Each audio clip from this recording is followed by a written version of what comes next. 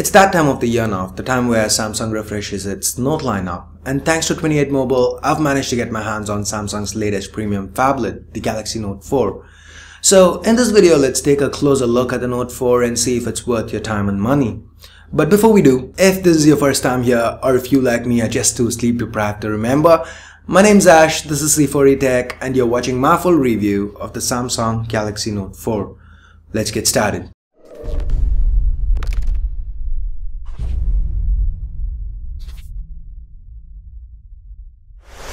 Let's start with the built-in design. A lot of us have been waiting for Samsung to refresh their design, and for the first time since the Galaxy S3, there's a substantial change here. The Note 4 has metal to the sides. The chamfered edges look great. It still retains the overall design language, nothing drastic here, but little touches like the chamfered edges on the buttons are welcome changes. Well, the Note 4 is a little narrower than its predecessor, it is longer and a little thicker. It also weighs about 8 grams more. Yes, the Note 4 isn't great for single-handed usage, but that's not what the Note series is about. It's about large displays and the S Pen. Oh yeah, the S Pen. That's received a facelift as well. It now has 2048 levels of pressure sensitivity, up from 1024 levels on the S Pen on the Note 3. It even has grooves that help with grip.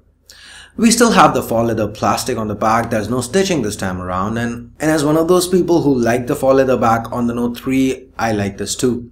Anyway, inside we find the micro SIM and micro SD card slots along with a 3220 mAh user replaceable battery. We have a fingerprint sensor built into the physical home key just like with the Galaxy S5, and while it still isn't as good as Apple's solution, it feels much better here on the Note 4 than it ever did on the S5. Samsung now asks you to scan your finger horizontally as well, meaning you can unlock your phone single-handed. And Samsung's also seemingly realized that their solution's not the most accurate and have disabled the annoying request for alternate passcode entry after 4 failed attempts. Well, yes, it did take me a while to get it just right, but I found myself using this feature on the Note 4, something I've never done with the S5. It's also worth noting that the microUSB 3.0 port's now been replaced by a microUSB 2.0 port, but this one supports fast charging. Samsung claims this will let you charge your Note 4 from 0 to 50 in half hour, and I'm happy to report that this claim turned out to be pretty accurate. Good stuff. Barring this, the IR blaster and the heart rate sensor from the Galaxy S5 also make a return here. Samsung's even thrown in sensors for UV and oxygen saturation. Now, the star of the show here is the display. No, it's not larger, it's still 5.7 inches, but the resolution's been increased to Quad HD, that's 2560 by 1440 pixels, giving the Note 4 a pixel density of 515 pixels per inch. This 2.5D Gorilla Glass 3 covered Super Amoled HD display is insanely sharp. It's capable of producing natural colors, or you still have the option of switching to punchy AMOLED colors if that's what you want. It's got great viewing angles and is bright enough to be legible outdoors under direct sunlight. But it is a Quad HD display. Higher resolution displays usually impact two things: performance and battery life. This Note 4 that you're seeing in this video is powered by an Exynos 5433 chipset. The 5433 houses 2 sets of heterogeneous multiprocessing enabled cores. 4 high-powered Cortex A57 cores clocked at 1.9 GHz each, and 4 low-powered Cortex A53 cores clocked at 1.3 GHz each, coupled with a Mali T760 GPU. The other variant is powered by a Snapdragon 805 chip, that's 4 Krait 450 cores clocked at 2.7 GHz each, coupled with an Adreno 420 GPU. Both variants have 3 gigs of RAM and 32 gigs of onboard storage. Anyway, as you can see, when it comes to synthetic benchmarks, the Note 4 performs well. This chip seems powerful enough to handle Quad HD displays, and the Snapdragon should perform similarly as well. When it comes to real day-to-day usage scenarios like gaming, the Note 4 again performed very well. It ran anything we threw at it with ease without dropping frames or lagging. It's also worth noting that the audio output via the rear-facing internal speakers pretty decent. It does sound a little tinny, but the levels are good. Audio via the included earphones, on the other hand, is top-notch.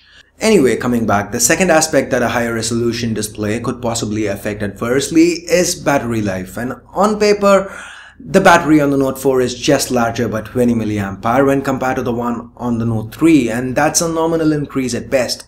So the battery life must not be great, right? Wrong. The battery life is fantastic, and believe me, I have very high expectations when it comes to battery life on a Note phone.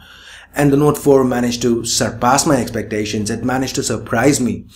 Unless your sole aim is exhausting the battery, you will not be able to deplete the battery in a single day. The Note 4 easily lasted me 2 days with moderate usage. To put that into numbers, on a looping video playback test, the Note 4 lasted a little over 15 hours. That's 15 hours before running out of juice. That is impressive. And on top of that, Samsung's got quite a few power saving options as well, including the fail-safe, the ultra power saving mode that just leaves the bare essentials on to get the most out of those last few % battery left. Next up, let's move on to the cameras. To the back, we have a 16 megapixel camera, finally with optical image stabilization.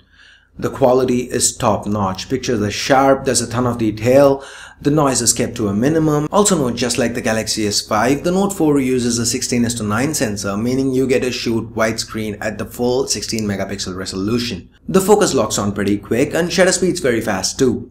The selective focus option from the Galaxy S5 makes a return here as well. It works even better than before. The Note 4 can also shoot 4K video, and thanks to the optical image stabilization, the quality is better than ever. The footage you see here has been downscaled to 1080p, but I do have 4K samples uploaded separately. I'll leave a link to that video in the description below, so check that out if you're interested. Now, the UI is going to be immediately familiar to anyone who's used a Samsung phone in recent years. The picture and video modes share the same viewfinder, the mode key shows you the common modes, and you get to control the modes that show up over here. You can even download new ones if you wanted to. The settings button also gives you more options. The resolution of the front shoot has also been bumped up to 3.7 megapixel now. More importantly, it has a wider 90-degree field of view.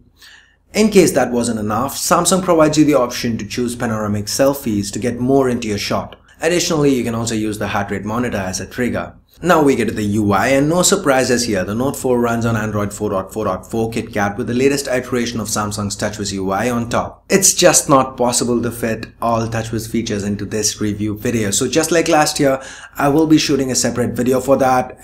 But right now, let's take a look at the highlights here. The Open App screen has received a facelift. It's smoother than ever, and more importantly, compatible apps now have the multi-window option to the side. Tapping it launches the app in a multi-window setting. That brings us to multi-window itself, which has also been updated. You can now set it so as to have the Note 4 launch floating apps instead of taking you to a new window altogether. Alternatively, you could swipe diagonally on certain apps to cause them to pop out. These apps can be moved, resized, minimized to float on screen like Facebook chat heads, or docked to a part of the screen. And of course, you can launch multi-window as always by holding the back key. I really like how Samsung's integrated multi-window into TouchWiz here.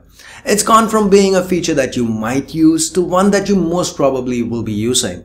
The one-handed modes received a revamp as well. We now have the option to have on-screen keys to the sides, and it's pretty handy. You can move it around, you can tweak the keys it shows, set transparency, and decide if you want it ever present or hide it once you're done using it. The reduce screen option also returns, and so does one-handed mode for the keyboard. Others from previous TouchWiz iterations like the private mode, a host of motion controls, the blocking mode, the S apps, they're all present and accounted for. But the star of the show on the software side of things is undoubtedly the S Pen. The handwriting recognition has been greatly improved. It can even make sense of my chicken scratch quite easily. We then have the photo note option. This lets you remove the background and save the text alone as a note. You can convert this note to a JPEG or PDF later. I can imagine quite a few scenarios where this could be very useful.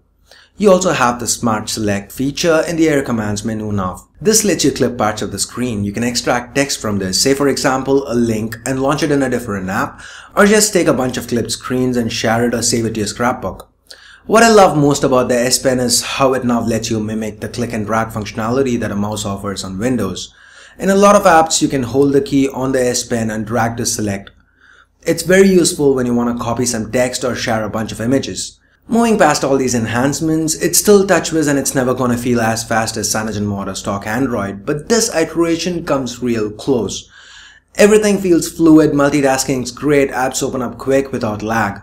Samsung seems to have put in some serious effort, and it shows here. And with that, we get to the price. Unlocked, the Note 4 should retail for around $800, and for that price, I feel it offers something no one else does. No, I'm not talking about the Quad HD display or the specs underneath, or definitely not about the gimmicky sensors. It's the S Pen and the host of multitasking features that help you utilize every bit of that large, beautiful display. That's what's gonna keep me glued to my Note 4. So if you like larger displays and don't mind paying a premium for something that's best in class, the Note 4 should be a no-brainer, and that's coming from someone who was extremely tired of Samsung to begin with.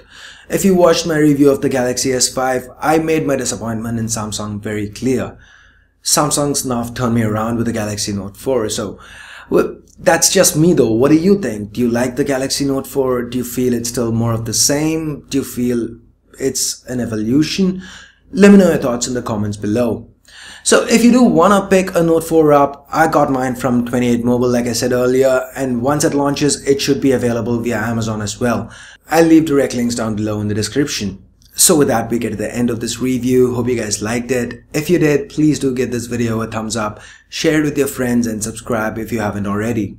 Comparisons with other devices, software walkthroughs, a lot of Note 4 coverage heading your way in coming weeks. And if you do have any requests, let me know. You can hit me up on Facebook, Twitter, or Google+. The direct links to all my social networks can be found right below the like button in the description. So that being said, thanks a lot for watching guys. Till next time, this is Ash here from C4E Tech signing off. You guys have a great day. Bye bye now.